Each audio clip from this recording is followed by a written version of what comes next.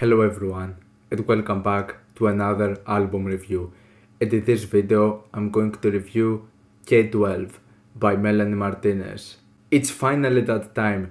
The sophomore album from Melanie Martinez is finally here. Now you might not believe this, you might find it surprising, but I actually love the first album from Melanie Martinez, Crybaby. In my opinion, Crybaby is an incredible indie pop album, and you can see that I have the vinyl in the background. I'm not kidding you. I truly think that not only is this a great album, it's actually ended up being one of my favorite pop albums of all time. This is one of those albums that got me into listening and appreciating more pop stuff. And sure, I got into this album with no high expectations whatsoever, but it ended up surprising me really pleasantly. I was really overwhelmed by this album. Sure, Melanie Martinez doesn't bring something new to the table with the production or her delivery or her voice.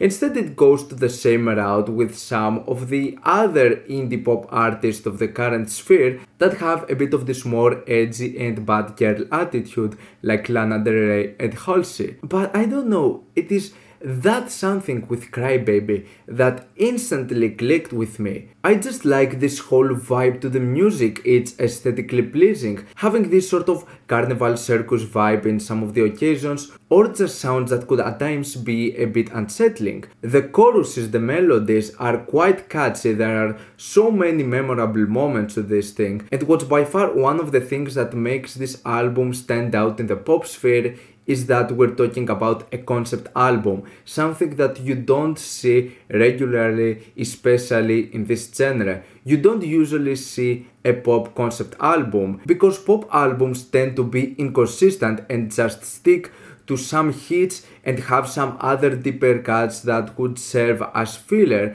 but instead, in this occasion, with Crybaby we have way more hits than misses. This is one of the few occasions where I've seen a pop album being that consistently good, and so many of the tracks have deservingly become hits, showing that this album offers banger after banger from start to finish, and that's exactly the case with Crybaby. And I also like the way she approached this whole concept, with each track having its own individual context, including lots of emotional struggles and taboos, and Melanie presenting them in this a bit more edgy attitude, which it leads to some corny and cringy lyrics, but for the most part I like this edgy approach and the way she handled this whole thing, this whole album. It definitely brings a nice aesthetic to it, and this is one of the main reasons why this album manages to stand out compared to anything else I would hear from current indie pop artists.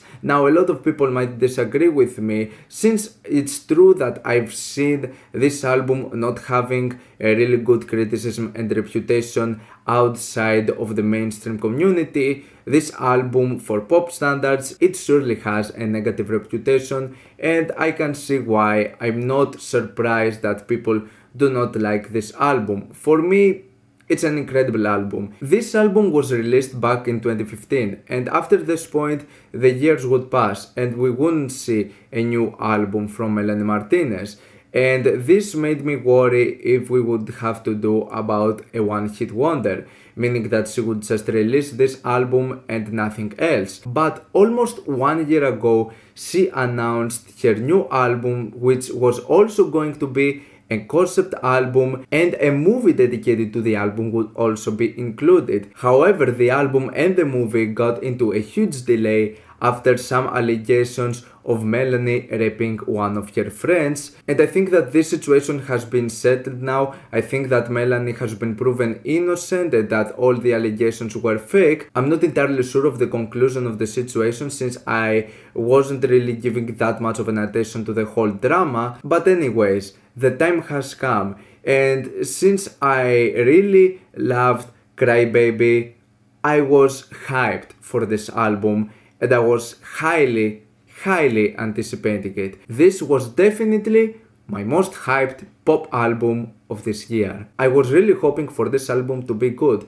though for a long period of time I had worries of whether the new album from Melanie Martinez would manage to go to the same level of creativity and imagination like with her first album. I was hoping for more epic and energetic moments. I was hoping for more catchy songs with infectious choruses. I was hoping that Crybaby was not a fluke, an album that managed to grab my attention that much, and that what she was going to present next wouldn't be a really bland, unimaginative album that would just have all the negative standards of a pop album. I was hoping that we're going to get something really good. Now K-12 shares some of the elements that made Crybaby appealing. This album also contains a concept, and this one seems to get more tied into a specific location actually.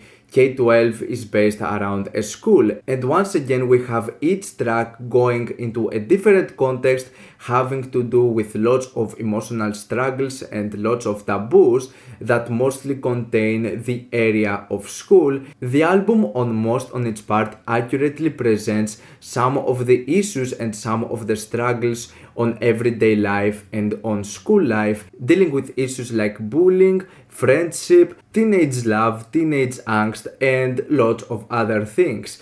And I could definitely say that this album is actually even more consistent than Crybaby. And this album not only shares a tight concept, but the album feels like an interactive experience. Crybaby would have lots of samples and sounds that would give you the immersion that you're inside a movie, but in this occasion over here with K-12, this one is far more apparent, with the album filled with so many moments where you have lots of samples mostly having to do with school stuff. Unfortunately though, this album made each one of my worries and my fears come true. This album truly has anything I didn't want from the new Melanie Martinez album. The concept is tight, though on its execution, it miserably fails to deliver the atmosphere and this really beautiful,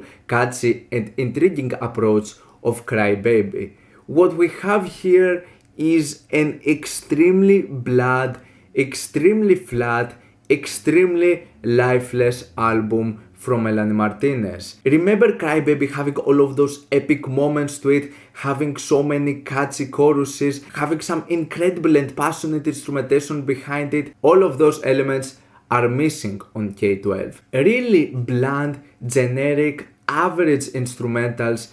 It's like another average pop album from an artist that just happened to make an album. This doesn't feel exceptional in any way whatsoever.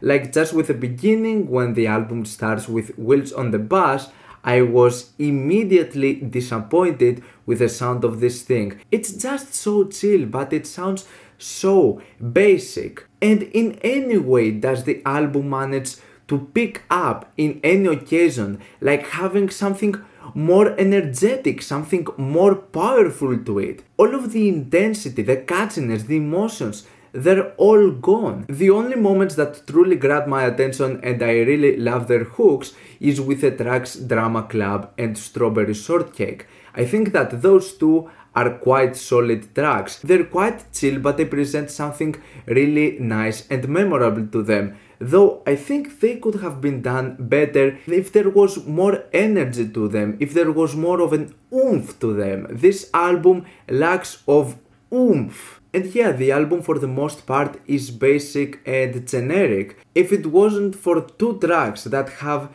these god-awful vocal choruses, I don't know why Melanie would think that this would fit in these songs.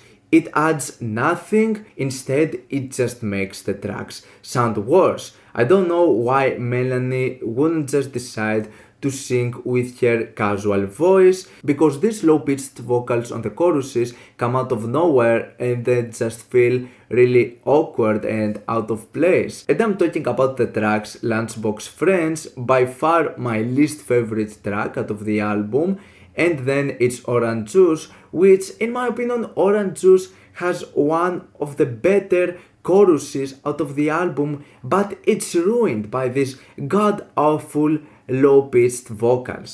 And then the only thing that I remember is that I thought that the tracks High School Sweethearts and Dresses were two really boring tracks and I didn't care for them at all.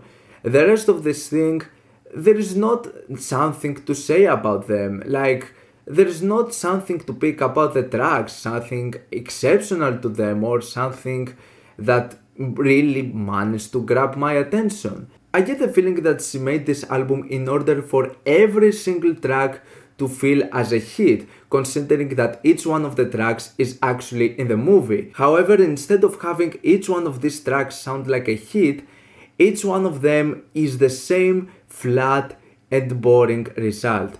Each one of those tracks feels the same, and yeah, even with the structures of the songs, they're so one-dimensional, they're so samey. You just have verse, bridge, chorus, verse, bridge, chorus. It's the same formula repeated in 13 tracks.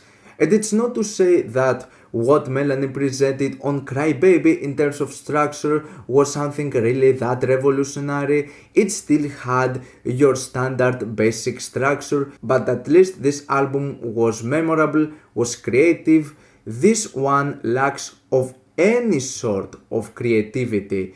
It's another forgettable pop album. And even with the lyrics, yeah, I might admit Crybaby doesn't have that much of great lyricism to it, but on K2 in particular, there are so many occasions where it sounds unnecessarily edgy. It came to the point where even I got tired of it.